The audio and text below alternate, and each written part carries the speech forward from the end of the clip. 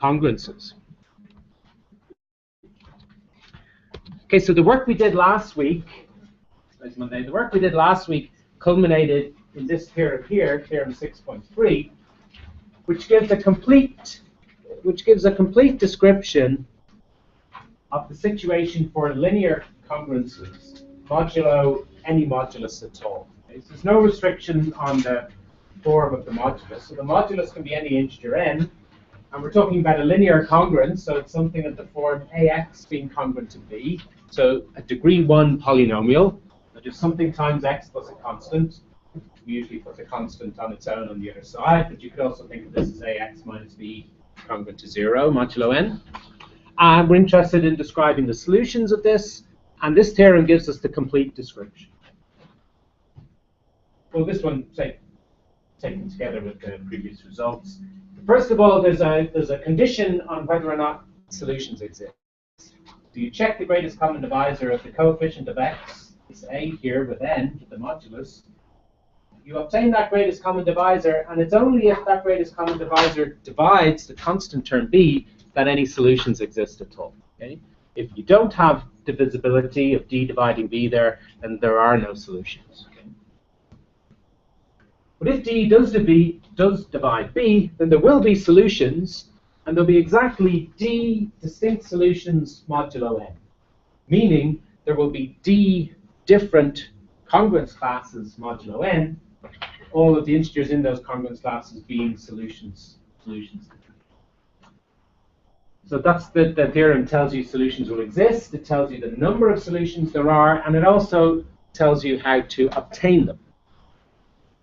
And you get representatives of these d different congruence classes by considering this expression here, t plus I n over d. So n over d is this n divided by that greatest common divisor d. T is the one unique solution that this reduced congruence has, where you divide all parts of that through by d. And then I is this index here, which counts 0, 1, 2, 3, up to d minus 1. And adding on those multiples of n over d to this one unique solution t of this reduced congruence, that generates the d different congruence classes that solve the linear congruence. Okay. Now, we did some examples of that last time. And in the exercises there following the proof of that, there are a load of linear congruences to practice applying that to. So that's work we'll do in the tutorials, or we'll go through some examples of that in the tutorials now. In the tutorials this week. Then we come on to this section on the Chinese remainder theorem. And we'll just give an introduction to it now, and I'll give some motivation for why we might be interested in it and why it might prove useful to us in our later work. It has this name, the Chinese remainder theorem, because we have some very early examples from around the 1st century AD of types of problem which this theorem solves appearing in some Chinese literature from that time.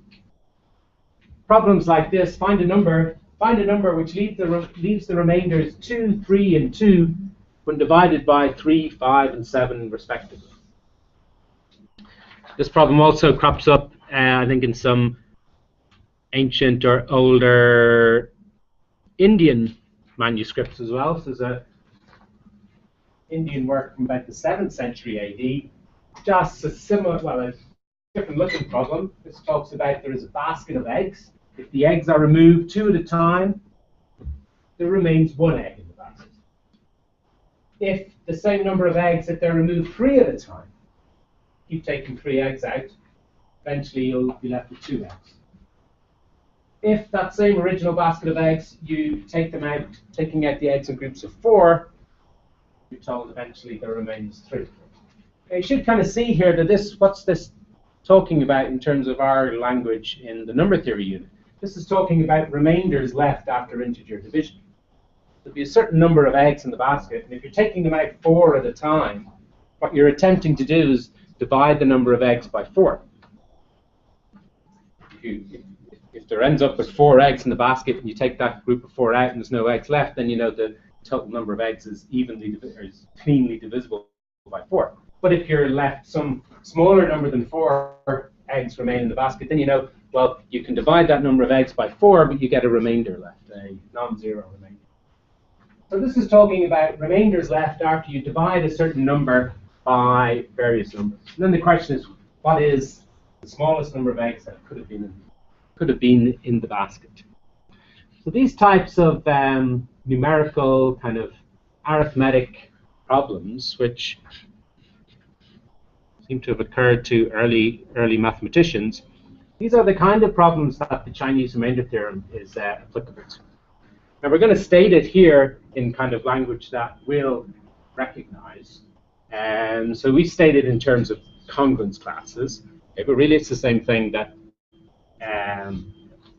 talking about that basket of eggs. It's just our modern notation and terminology for it. But what it's going to refer to is this set of congruence classes here. Okay. So if we've got a bunch of different moduli, M1, M2, etc., up to MK, these are our different modulus, and we assume that they're pairwise co-prime. So this set M1, M2, up to MK, if we take any pair of them, we're assuming that they don't share any common factors. Okay. So this set of moduli, we're assuming they're pairwise co-prime. If you take any 2 of them, they've got a greatest common divisor equal to 1. Then the theorem says that this set of congruences, so this is naming a different it's naming a congruence class for each of these different moduli. And the theorem says that if we consider the product of all the moduli, M1 times M2 times M3, etc., all the way up to MK, we consider the product of all the moduli, the theorem tells us there's a unique congruence class, modulo this large modulus, which represents all these solutions. Okay. So it tells you that there's one unique congruence class, modulo that product. If you take any integer in that congruence class, it will satisfy all of these congruences. So it'll be a simultaneous solution to that. Okay. So that's what the theorem says. Not only does it prove that there is a unique solution to this, it's a constructive proof as well. So as well as being an existence proof, telling you the solution exists, it's also constructive. It provides you with an algorithm or a method to obtain that solution, rather than just somehow indirectly proving it exists. So we'll look at this, we'll look at the proof of this in a moment now. But I'd just like to make some further kind of motivational remarks explaining why we might be interested in this. Okay? So I'll switch to the overhead for this.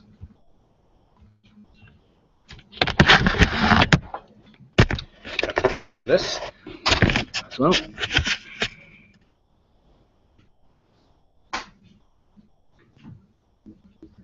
So this is more motivation for CRT.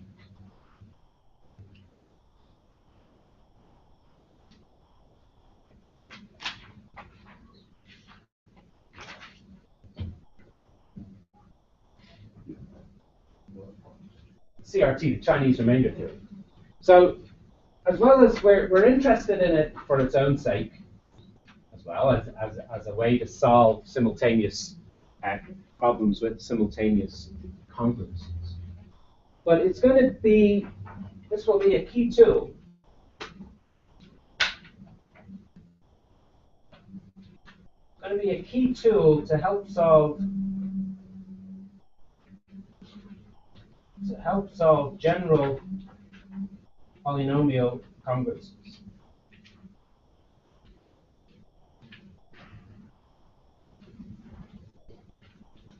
Such as this kind of problem here, f of x being congruent to 0 modulo some congruence n, some modulus n.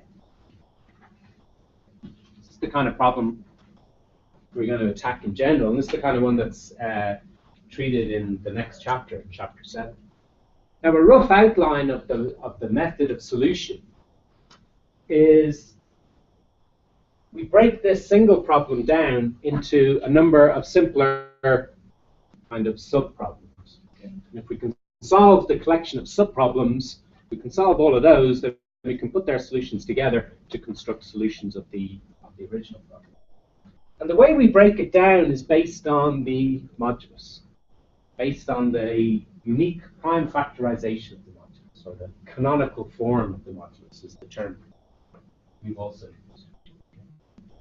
So we will consider the prime factorization of n.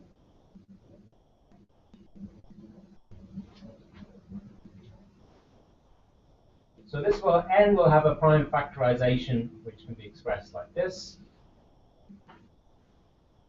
as a product of powers of certain primes. Okay, so there'll be a bunch of primes, p1, p2, etc., up to some largest prime pr. These will be the primes that divide n, and so n will be expressed as a product of these primes, and each one will be raised to some power, depending on how many times that prime divides n. Okay? So this is just the prime factorization of n, okay? Which we proved that every integer has a prime factorization, and they're essentially unique. Okay?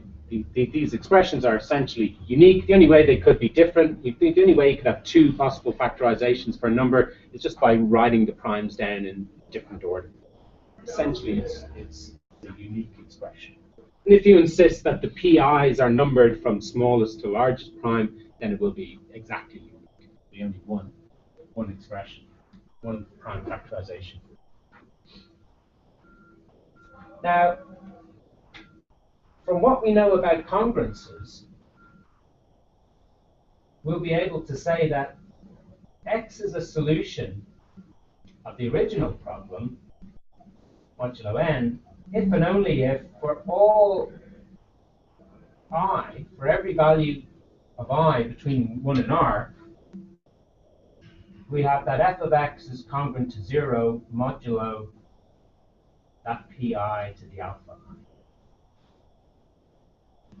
So this one single congruence modulo the large modulus n, this is going to be true if and only if x is a solution to each of these smaller ones.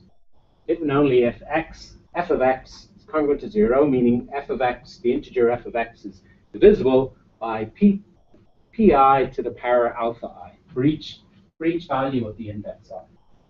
Okay. So we'll be solving this general problem by decomposing it into a number. So there's r different problems represented here, r different polynomial congruences. Okay? Where we've got a different modulus, and prime pi to the power alpha I, different modulus for each of the subproblems. And once we solve each of these, smaller congruences, smaller meaning the modulus is smaller,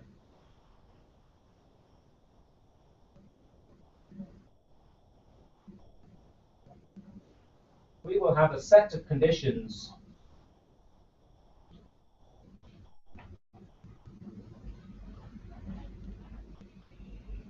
like this. We'll have a set of solutions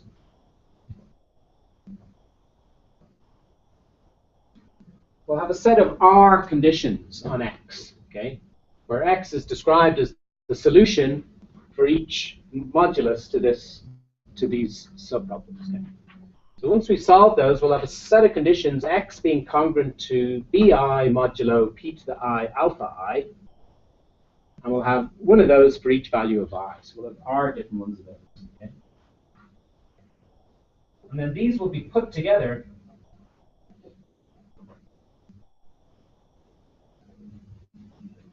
These are the solutions. These BIs are the solutions to all the subproblems. Then we're going to put those together using the Chinese remainder theorem to get our solutions to the original. Put together using the Chinese remainder theorem, using the CRT, to get the solutions to the original problem. Okay, this original problem, f of x being to 0 modulo n up here at the top of the page.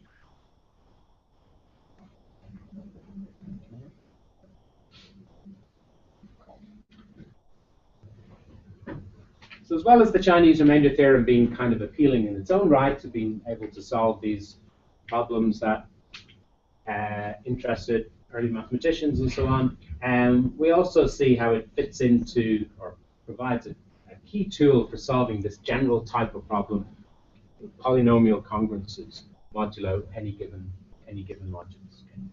That's also nice that it's calling back to and making use of the fundamental theorem of arithmetic as well. So you're seeing how all these different results build on top of each other.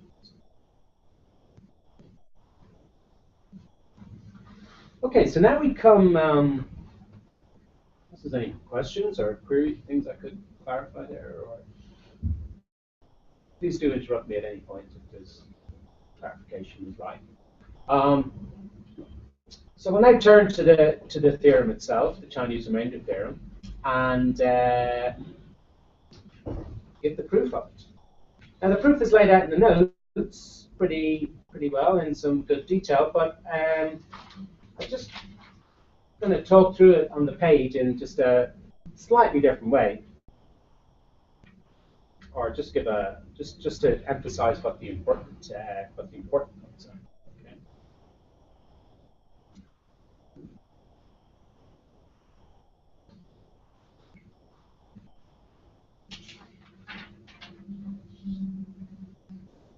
Okay, so let's look at the conditions of the theorem. So just to copy out the conditions that we have on the page.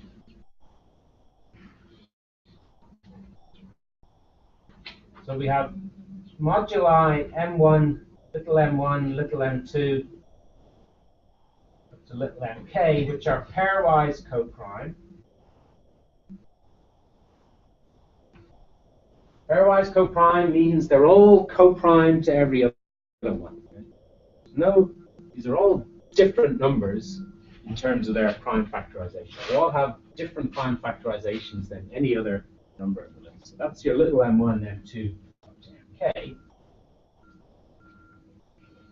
And we have congruence classes, x being congruent to bi modulo little mi, and we've got one of these for each value of the index I.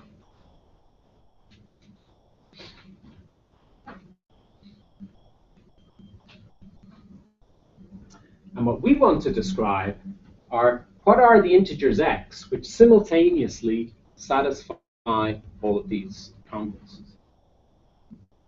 If we know that B1, anything congruent to B1 modulo M1, that's going to satisfy the first one. Anything congruent to B2 modulo M2 will satisfy the second one, and so on, all the way up to anything congruent to BK modulo MK, it's the last one.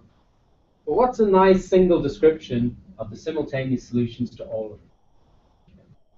And the kind of description we want is as a certain congruence class modulo certain modules. Okay. So we seek a description of the simultaneous solutions.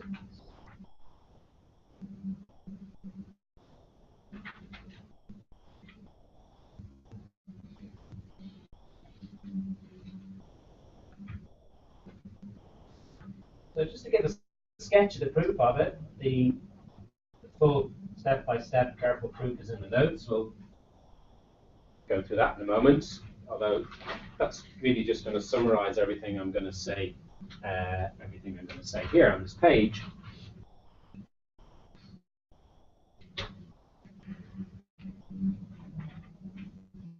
As I've said, the proof is very constructive.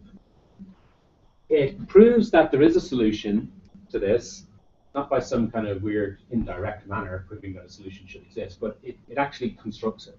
It gives you a formula for the simultaneous solutions x, and by direct investigation of that formula, you can see that it is a solution to each of these congruent statements. Okay?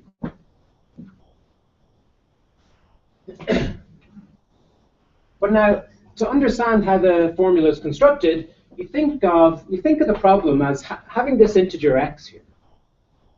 And you can look at it in k different ways. Okay? You can almost think of it as having k different sets of glasses. So when you put on the first set of glasses and you look at x, what you want to see is b1 modulo m1.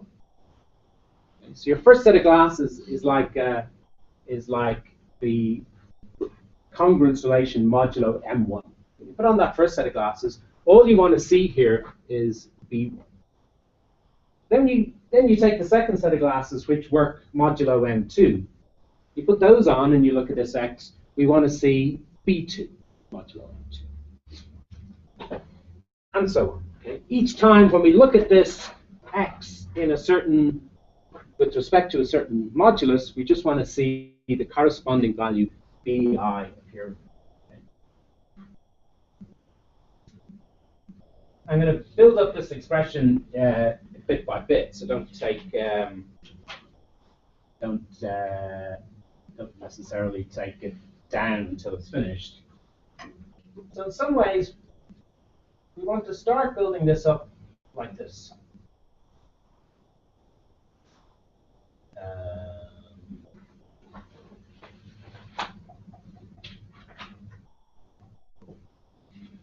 So one way to get it to be the simultaneous solution is to stick in b1 plus b2 plus bk, stick in all these values that we want to appear. Now we're going to multiply these terms bi by various other numbers, so leave some space them out a lot.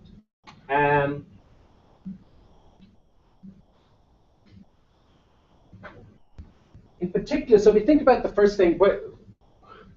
When I look at it modulo m1, I don't want to see any of the other things. So I'm going to put coefficients against the other numbers, which have this property that they are congruent to 0 for most of the moduli. So we're going to construct these numbers capital M1, capital M2, and so on, capital MK.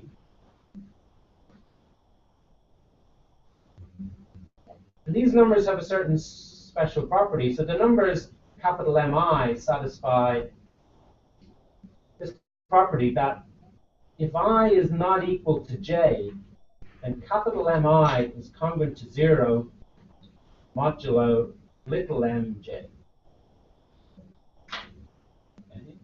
So remember, the little m's are the different moduli for the original equations. The bi, b1, b2, up to bk are the solutions to those original equations. And here they all are sitting in the construction of x. So this is how x is going to be simultaneously able to be congruent to b1 modulo m1, b2 modulo m2, and so on. We have the bi's appearing. And we multiply the bi's by these other numbers. We'll show how to construct them shortly. But these other numbers, capital M1, capital M2, etc., up to capital MK, they have the property that if you're considering any modulus, little mj, all of these terms are going to disappear, okay? Because these coefficients, capital M1, capital M2, they're all congruent to 0 for every modulus mj except their own one. So when we look at this expression modulo little m1, this is going to disappear, okay? Because capital M2 is going to be congruent to 0 modulo little m1. And the term index 3, the I equals 3 term here, that's also going to disappear because capital M3, which appears in it, that's going to be congruent to 0 modulo m1. And that happens for all the other terms. So the only thing that sticks around is this first term, b1 times m1. When we look at this x modulo m1. When we look at x modulo m1, we only see b1 times m1. But what we want to see is b1. Okay? So we have another term multiplying this, which is m1, well, we call it prime in the, we call it m1 prime in the proof, although You could have called it M1 inverse, might have been a more descriptive notation for it. The property that this M1 prime has is it is the multiplicative inverse of capital M1 modulo M1. And capital M2 prime is the multiplicative inverse of capital M2 modulo little m2. So the numbers capital M prime, they satisfy capital Mi prime is congruent to capital Mi inverse modulo little m1.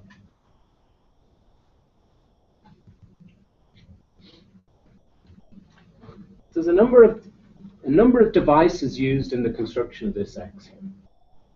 There's the solutions, B1, B2, up to Bk. That's what we want the X to turn out to be, those numbers, B1, B2, etc. When we consider it modulo M1, M2, etc. We've got these numbers capital M1, capital M2.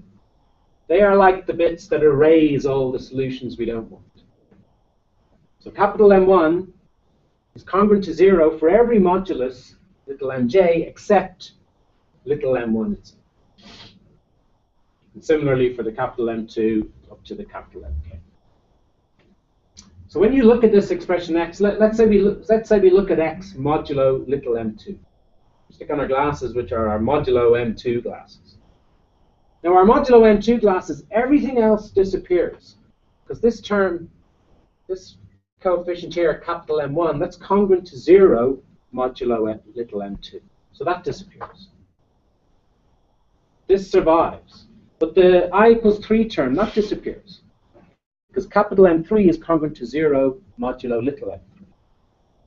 So on for 4, etc. And all the way up to here, capital Mk, that's congruent to 0 modulo little m2. So the only thing that survives is this second term here. Index I equals 2.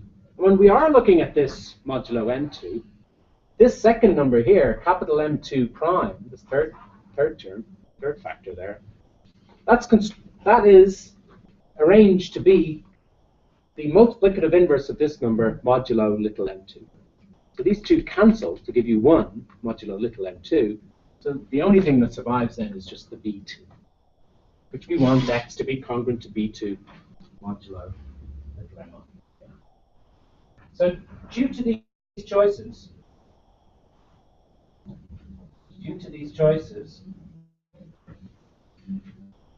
when we consider this x meaning the x constructed, the integer x constructed by that expression, when we consider this x modulo little mi, we get, well, first we just get x is going to be congruent to bi times mi prime. This is modulo little mi. That's because all the other terms here, they all have something in them which is congruent to 0 modulo little mi. So they all disappear. So this is true by star, by that first property. And this then is true, this then is just congruent to bi modulo little mi by star star. Which is the second part.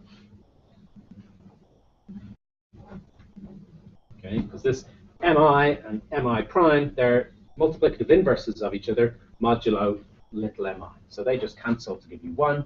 So you're left with x being congruent to bi modulo mi.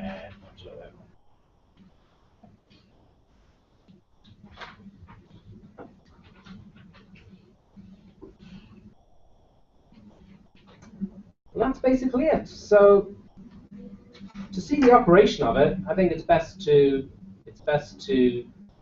do an example rather than kind of keep hammering at the proof or keep considering all the parts of the proof there. It's best to see this at work. For example.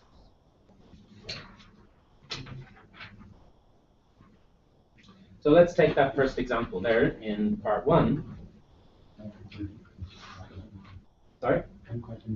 All right. Okay.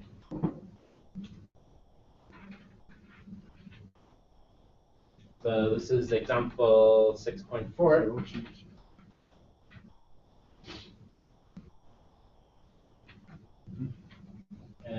Number 1.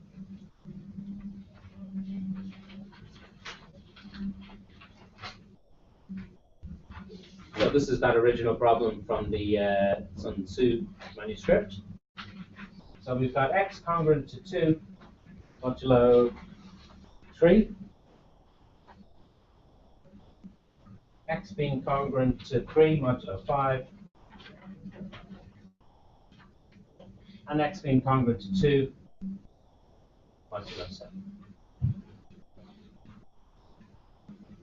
So the B1, B2, B3 are these numbers 2, 3, 2. And the M1, the little m1, little m2, little m3 are these numbers 3, 5, 7.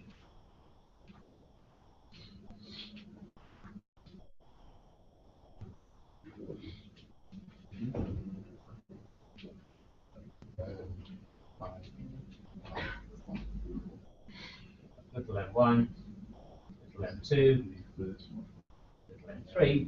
Now I haven't said, how do we, so I just described those numbers, capital M1, capital M2. I just described their property, that they were congruent to 0 modulo each of the other modulus. So we should see actually how to construct those. So this number, what is capital M1? So what is the easiest way to write down a number that's congruent to 0 modulo little m2 and little m3? What's the easiest number to write down that's congruent to 0 modulo 5 and modulo 7? Well, it has to be divisible by 5 and divisible by 7. Now these, we're assuming, and we're only considering problems where these moduli are all pairwise co-prime. The first number that is congruent to 0 modulo 5 and 7, well, that isn't just the integer 0 itself, because then that would also be congruent to 0 modulo little m1, which we don't want. The first number is going to be 35, just simply the product of those two. 5 by 7, 35. In the same way, capital M2 is chosen to be the product of the other moduli. 3 by 7, that's 21. Capital M3 is chosen to be 3 times 5,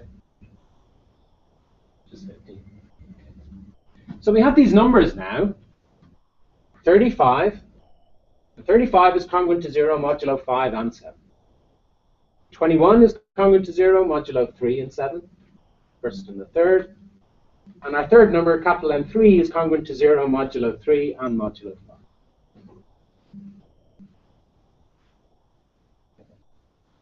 So I didn't explain that on the sheet, first of all, but it's explained in the proof in the notes that these numbers, capital Mi, these are the, so capital Mi is the product of all the other original moduli, little mj, except little mi itself. Okay. And now we need the inverses. So we want capital M1 prime to be the inverse of 35 modulo little m1, which is modulo 3. That's what we need this number, capital M1 prime, to be. So what is the inverse of 35 modulo 3? I don't know, but figure it out.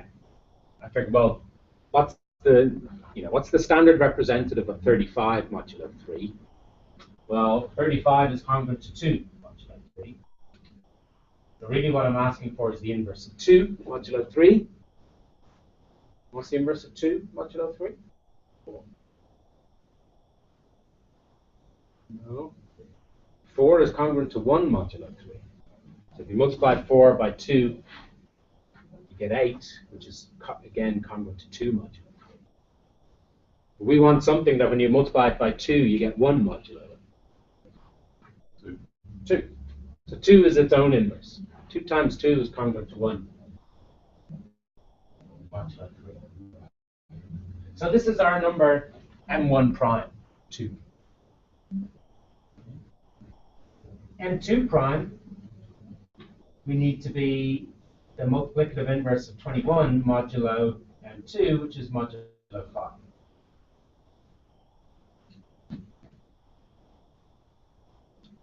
So in other words, we're asking for the inverse of 1 modulo 5. What's the inverse of 1 modulo 5? Trick question in a way, kind of.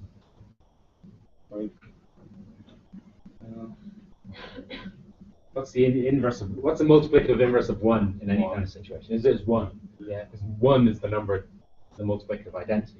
So what number do you multiply by 1 to get 1? Well, you multiply it by itself. Multiply by 1. And hopefully these aren't all going to be self-inverse examples.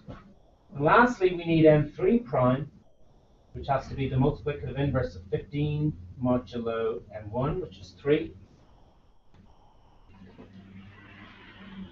No, sorry, m3, which is 7. Sorry.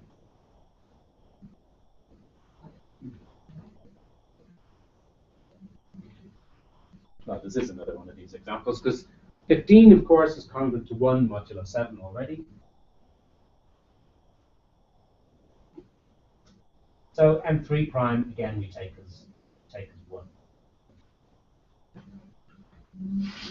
So we're ready to write down our simultaneous solution now. So the solution should be any x which is congruent modulo the product of all of these, which is 105, isn't it? Okay, so we're talking modulo the product of all of these numbers. And when we look at this x is constructed as b1, m1, m1 prime, b2, m2, m2 prime, b3, m3, m3 prime. So b1 is 2 times 35 times 2. b2 is 3.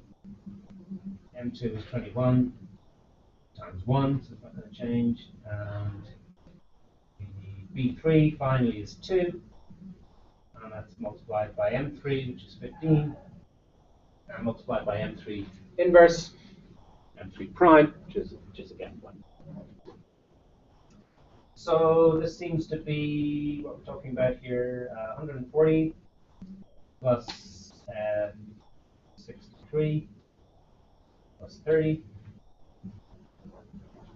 modulo 105.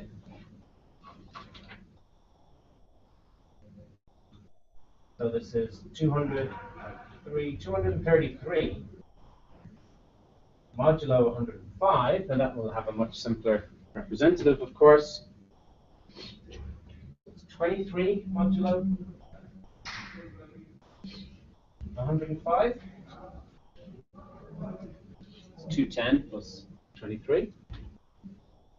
So this x, anything congruent to 23 modulo 105, Chinese remainder theorem claims that this is the simultaneous solution to these 3 congruences we considered at the start. So let's just check this. What is 23 modulo 3?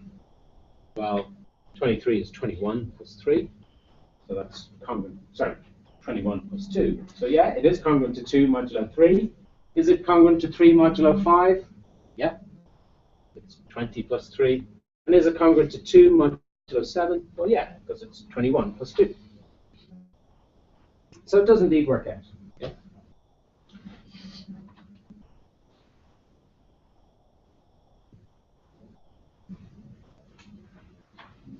Okay, we might have time to do the second example, maybe in the last few minutes. Maybe I'll leave that for the tutorials this week. So in the tutorials this week, we can do the linear congruence exercises, and also maybe another example or two of this Chinese remainder theorem. So just to say a last word on it, the sketch of the proof I gave here The sketch of the proof that I gave on this sheet. This sketch explains why this x is a solution. What I didn't explain on this page is how that this is the only solution modulo the product of all the moduli. Okay? So just add in a little note here. Just to see the proof in the notes, and I'll maybe go through it next time.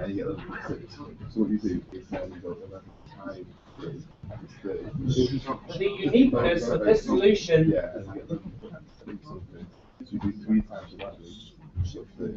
modulo the product of all the moduli, M1, M2, up as far as little mk. So I didn't address that in my discussion here at all, why this is the only solution modulo this large modulus, but that's dealt with in the notes, and we'll go through it, clarify anything on it next time. Okay, so see half of you now downstairs for the tutorial.